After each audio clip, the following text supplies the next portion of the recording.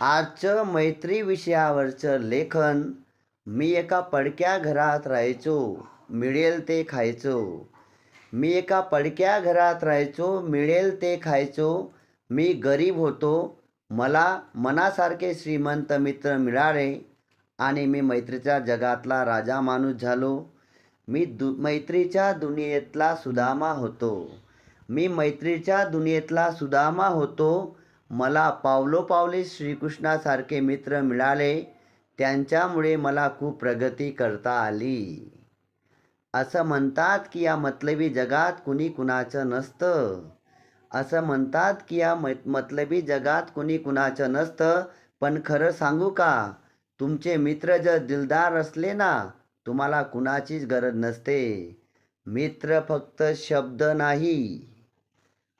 फक्त शब्द नाही, तो आपला प्राण आहे. दुःखात कामी येणारा माणुसकीचा देवदूत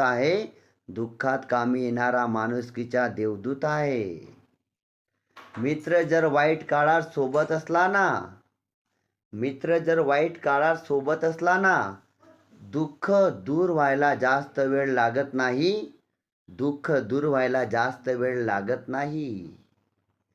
मित्रांचे अनेक प्रकार असतात, जे आपल्या दुःखात धावत येतात ना. लक्षात ठेवा मित्रांनो, मित्रांचे अनेक प्रकार असतात, जे आपल्या दुःखात धावत येतात ना.